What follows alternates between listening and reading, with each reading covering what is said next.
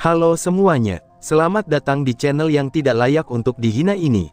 Sebelum kita mulai, atur posisi santainya, seruput kopinya, dan mari kita berkhayal.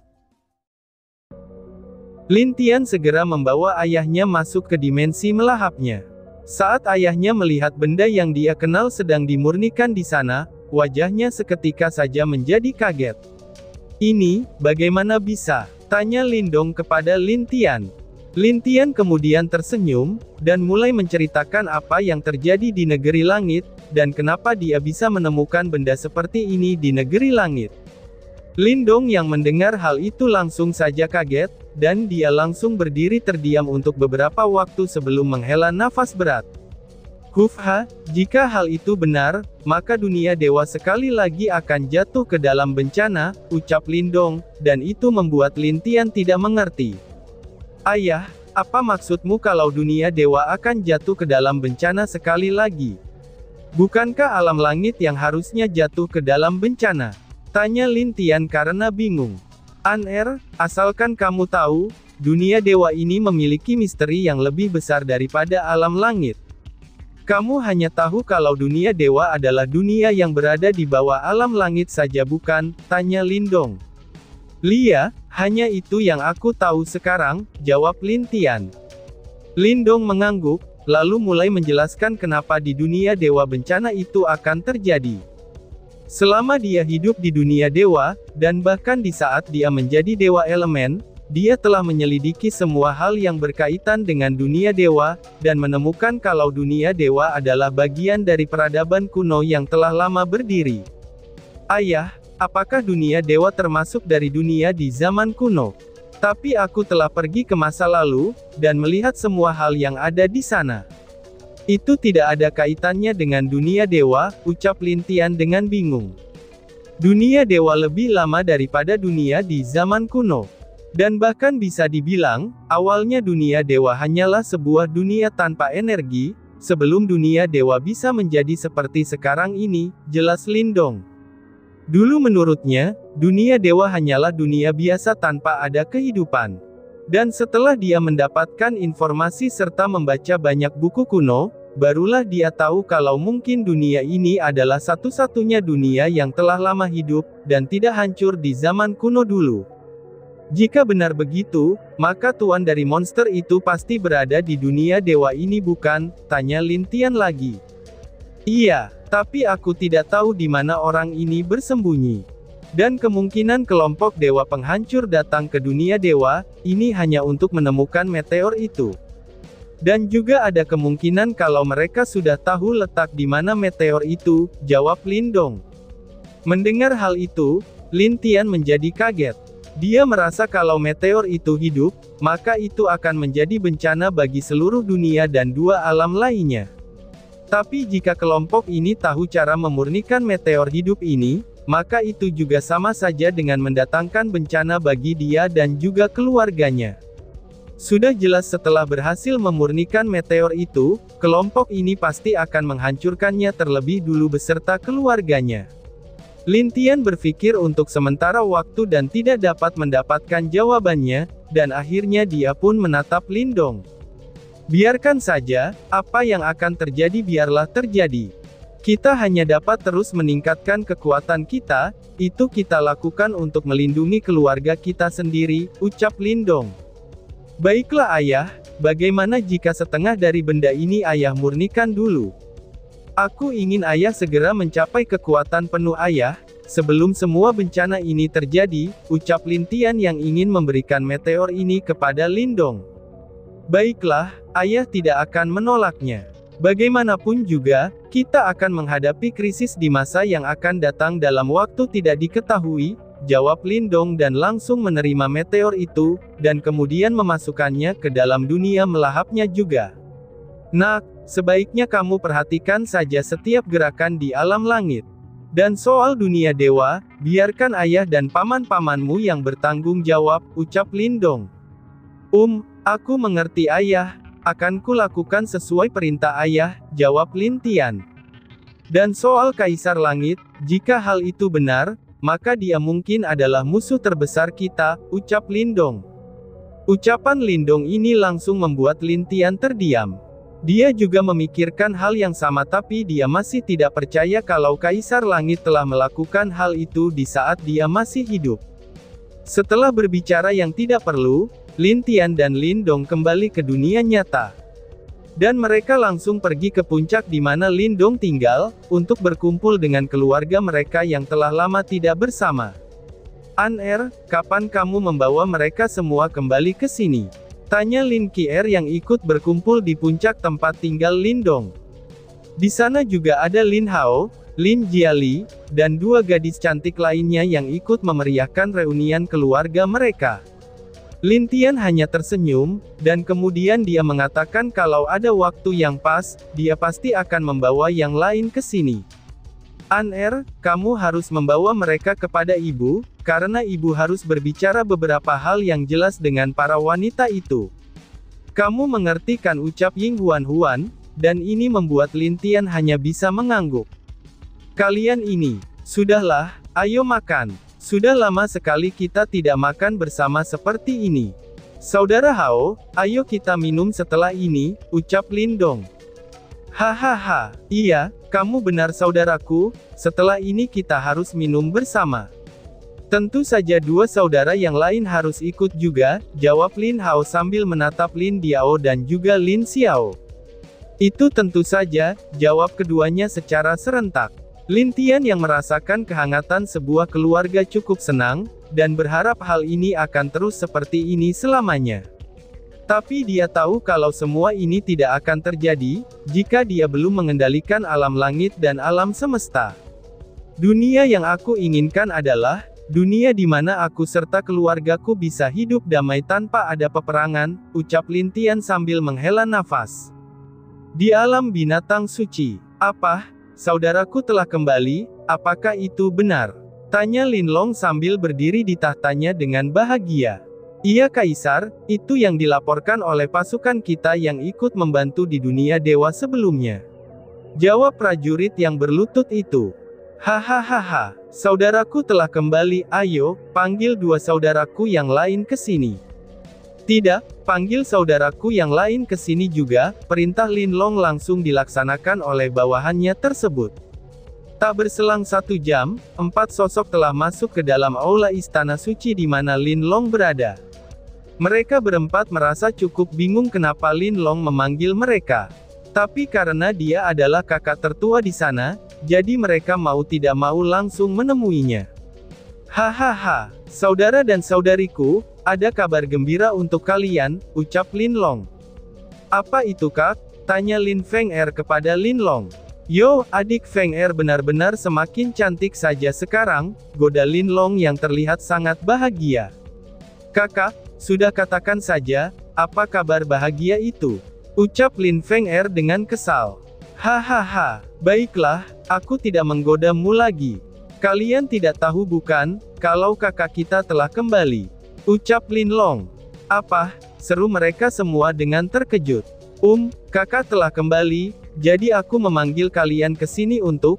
Belum selesai Lin Long berbicara, dia melihat keempat saudaranya itu telah menghilang dalam sekejap. Jia, aku ingin mengajak kalian menemui kakak bersama-sama, tapi kalian malah meninggalkan aku, ucap Lin Long dengan agak kesal. Akhirnya dia dengan sedih juga mengikuti keempat saudaranya menuju dunia dewa. Tentu saja empat saudara yang dimaksud Lin Long adalah Lin Feng Er, Lin Gui, Lin Qi, dan tikus kecil. Sesampainya di dunia dewa, kelimanya tidak melambat, dan malah semakin cepat menuju sekte seni bela diri. Di saat yang sama, Lin Tian telah selesai berkumpul dengan keluarganya malam itu. Lin Tian segera merasakan, ada 5 sosok kuat dengan sangat cepat menuju sekte seni bela dirinya. Awalnya Lin Tian akan bertindak, tapi merasakan aura yang akrab dari kelimanya ini, dia hanya berdiri di puncak sambil menunggu kelimanya datang. Wush wush wush wush wush. Akhirnya Lin Feng Er yang pertama datang ke puncak itu. Dan di saat melihat Lin Tian tersenyum ke arahnya, dia tidak tahan dan langsung memeluk Lin Tian dengan air mata yang membasahi pipinya. Kakak, ucap Lin Feng Er dengan sedih. Wow, kenapa kamu menangis seperti ini? Lihatlah, Kakakmu ini baik-baik saja, jadi hapus air matamu itu. Kamu terlihat jelek jika menangis, ucap Lin Tian dengan nada menggoda Lin Feng'er. Lin Feng'er hanya terus memeluk Lin Tian sambil kepalanya direbahkan di dada Lin Tian. Melihat tingkah Lin Feng'er, ini hanya bisa membuat Lin Tian menghela nafas dan membiarkan dia memeluknya sampai dia tenang. Tidak berselang lama, 4 orang lainnya datang dan turun menemui Lin Tian satu persatu. Kakak, ucap Lin Long yang memimpin dengan penuh semangat sambil menatap Lin Tian. Kalian benar-benar telah berkembang jauh daripada sebelumnya, ucap Lin Tian sambil memandang keempat saudaranya itu. Hehehe, kakak, kami sangat merindukanmu, ucap Lin Gui dengan wajah tampannya, sambil memandang Lin Tian dengan penuh semangat. Kakak, aku dan yang lainnya juga sangat merindukanmu, ucap tikus kecil sambil memandang Lin Tian. Lin Tian melihat tikus kecil yang sekarang sudah bisa berubah wujud menjadi manusia, dan Lin Tian pun merasa bahagia. Karena tikus kecil dari dulu adalah binatang kecil yang dia selamatkan secara tidak sengaja, dan juga binatang iblis pertama yang mengikutinya setelah 4 saudaranya yang lain. Maaf telah membuat kalian khawatir, ucap Lin Tian yang meminta maaf kepada keempat saudaranya itu, dengan wajah Tang agak sedih. Itu tidak masalah, selama kakak baik-baik saja, ucap Lin Long bahagia. Lin Tian mengajak mereka duduk di puncak itu bersama-sama, sambil menceritakan berbagai pengalaman mereka selama ini. Lin Feng'er yang sedari tadi memeluk Lin Tian, sekarang tidak mau lepas dari Lin Tian. Bahkan saat dia duduk bersamanya. Kakak di mana saudara ketiga? Tanya Lin Long yang tidak melihat adanya bayi kecil bersama Lin Tian. Hufha, kamu tidak tahu kalau sekarang 4 berandalan sudah memiliki 6 berandalan, dan itulah yang membuatku semakin pusing setiap hari dengan tingkah mereka, jawab Lin Tian dengan agak kesal, kalau dia mengingat apa yang dilakukan 6 berandalan sebelumnya. Sepertinya saudara ketiga membuat kakak kerepotan selama ini. Jadi di mana mereka sekarang? Tanya Lin Gui. Siapa yang tahu? Bahkan aku tidak tahu kemana mereka berlari, jawab Lin Tian.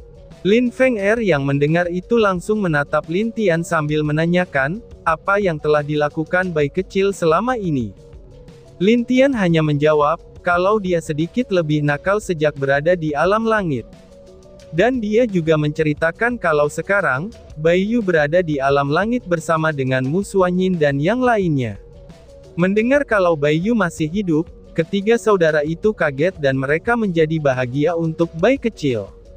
Pria ini harus aku bakar setelah bertemu dengannya, ucap Lin Feng'er dengan wajah menyeramkan. Memandang wajah Lin Feng'er, Lin Tian dan yang lainnya merasakan seluruh tubuh mereka kedinginan. Mereka tahu kalau ada orang yang dapat menghukum bayi kecil dengan sangat kejam, maka Lin Feng'er lah jawaban mereka. Kakak, sekarang aku ingin tahu, apakah bahaya yang kamu katakan itu masih lama atau sudah dekat? Tanya Lin Long yang mencoba mengalihkan topik pembicaraan. Itu tidak terlalu lama, dan juga tidak terlalu dekat, jawab Lin Tian dengan serius. Lin Tian hanya ingin mereka tetap terus waspada, dengan kondisi di sekitar mereka. Dan dia juga meminta bantuan kepada Lin Long, untuk mencari informasi masalah meteor pemusnah. Lin Long setuju dan mengatakan setelah dia kembali, maka dia akan langsung mengirimkan pasukan rahasia untuk menyelidiki masalah itu.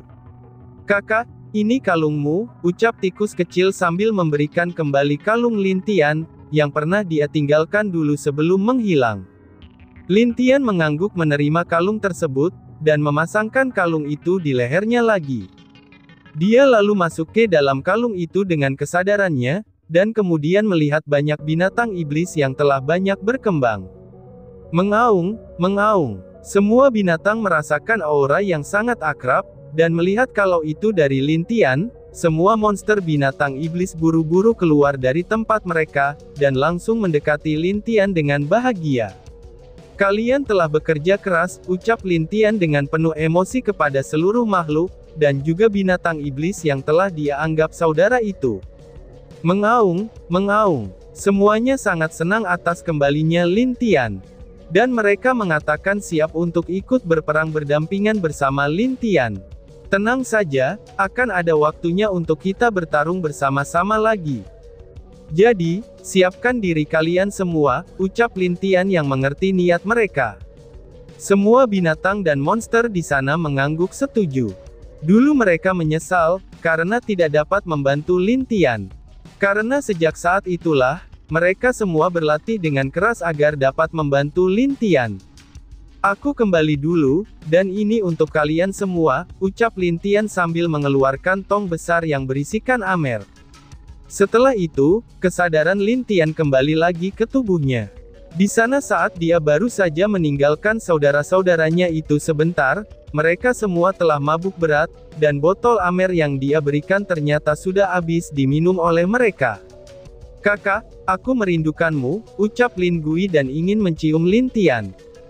Sial, mabuk mah mabuk aja, dan jangan menciumku, ucap Lin Tian dengan kesal. Tidak hanya Lin Gui yang mencoba memeluknya, dan bahkan ingin menciumnya. Lin Long, Lin Qi, dan juga tikus kecil melakukan hal yang sama setelah mereka mabuk, dan ini membuat Lin Tian mengunci mereka di dalam arai kecil. Hufha, siapapun dan setenang apapun orang, kalau orang itu sedang mabuk, orang itu pasti akan melupakan siapa mereka, ucap Lin Tian sambil menghela nafas saat melihat kelima saudaranya yang mabuk itu. Cerita berpindah. Saudaraku, wanita-wanita di sini memang luar biasa cantiknya, ucap Lin Guang yang sedang bersenang-senang di alam api. Hahaha, benar kan? Ayo, kita harus bersenang-senang sekarang. Hidup itu harus dinikmati, dan bukan dibuat susah, ucap bayi kecil sambil mengangkat gelas amernya dengan tangan kiri, dan tangan kanannya ada wanita yang menemaninya. Dan tiba-tiba saja bersambung. Sekian dan terima kasih banyak. Bye-bye.